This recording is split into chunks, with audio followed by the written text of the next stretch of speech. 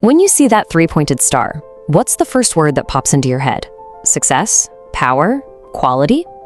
Look, for over a century, Mercedes-Benz hasn't just been selling you a car. They've been selling you an idea. And it's an incredibly powerful and very, very expensive one. And once you understand that idea, you start to see this fascinating trap. A trap that honestly, so many people are more than willing to fall right into. Okay, so let's start with a question that honestly makes no sense on the surface. Why would a billionaire, someone who could buy literally any car in the world, choose one that, according to the data, breaks down twice as often as a Lexus?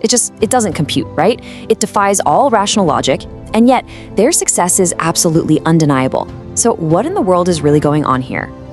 And believe me, the financial weirdness doesn't just stop with the repair bills. I mean, just look at this number, 30%. That's how much value a brand new G-Wagon can lose in its first year alone. That is a staggering financial hit. So why do people accept this? It's pretty clear it's not about the car's performance or its investment value. Nope, it's about something else entirely. And this is what we're going to call the status trap. Think of it like a psychological prison, right? One that was masterfully built by a car company to manipulate how we see everything: class, power, even our own self-worth. They spent decades engineering not just their engines, but our perception of success itself. All right, so let's dive into the Mercedes paradox and start deconstructing what might just be the world's most successful illusion. This is where it gets really interesting, because you have this huge gap between what we think a Mercedes is and what it, well, often is. So on one hand, you have the perception, right? The absolute pinnacle of engineering, a symbol that you finally made it.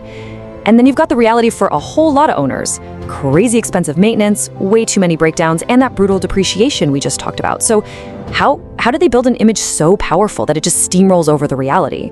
Well, the answer actually starts more than 100 years ago. And trust me, this was no accident. This was a very deliberate choice to engineer exclusivity. So way back when Carl Benz basically invented the car, the company eventually hit this major fork in the road. And back in the 1920s, they made a strategic pivot, a decision that would literally define their entire future. Instead of going the mass market route, trying to make cars for everybody, they chose let's just say, a much more profitable path. And this, right here, illustrates that choice perfectly. You had Henry Ford, whose goal was simple: a car for every farmer. He was all about volume.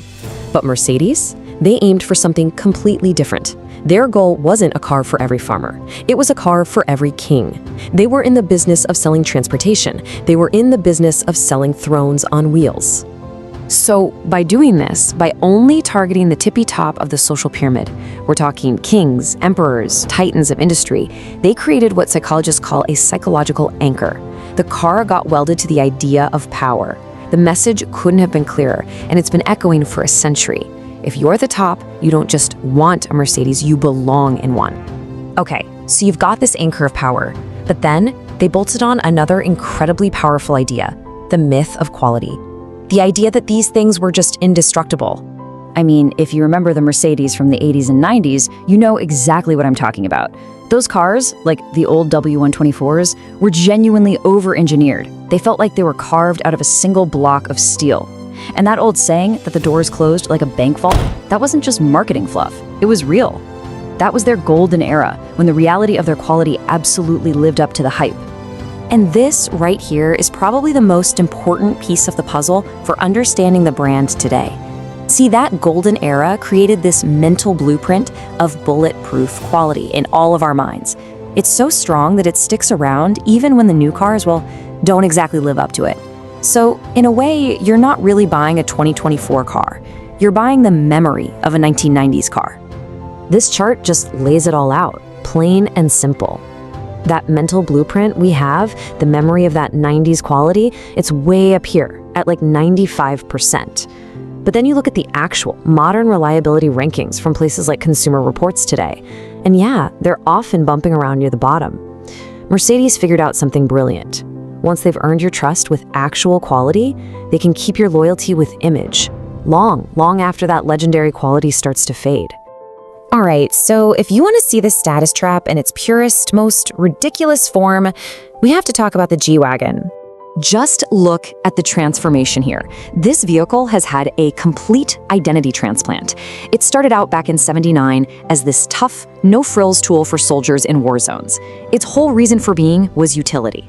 And today, it's basically designed for celebrities cruising down Hollywood boulevards. Its core value now is just being an unapologetic flex. It's all about making a statement, and the more impractical, the better.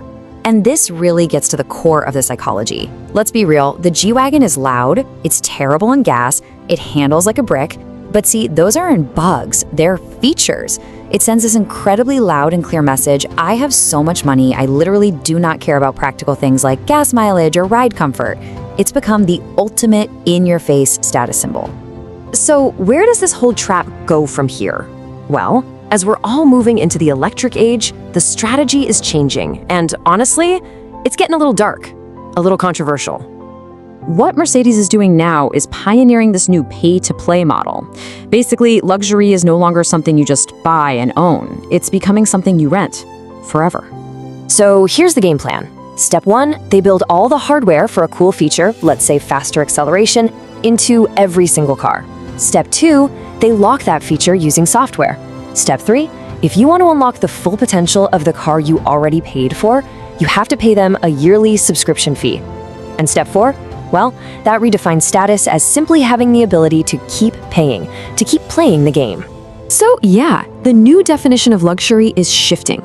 It's not just about owning the car anymore, it's about paying that recurring fee to stay in the exclusive club, proving month after month, year after year, that you can still afford to play. It's all about paying for access, not ownership, and constantly reaffirming your spot in the pecking order. And this quote just nails it. It perfectly sums up their entire strategy. You know their slogan, the best or nothing? It's genius because it works on 2 levels. Sure, it's a promise about their cars, but it's also, a subtle little poke at you, the buyer. They've built this whole world where not having the best makes you feel like you're, well, nothing. Which brings us right back to where we started. So next time you see that 3-pointed star, what are you really looking at? Is it the pinnacle of automotive achievement? A true symbol of success? Or are you just looking at the beautiful, shiny bars of the most sophisticated, most successful psychological trap ever built by a car company? I guess the answer really depends on whether you're inside the trap, looking out, or on the outside, looking in.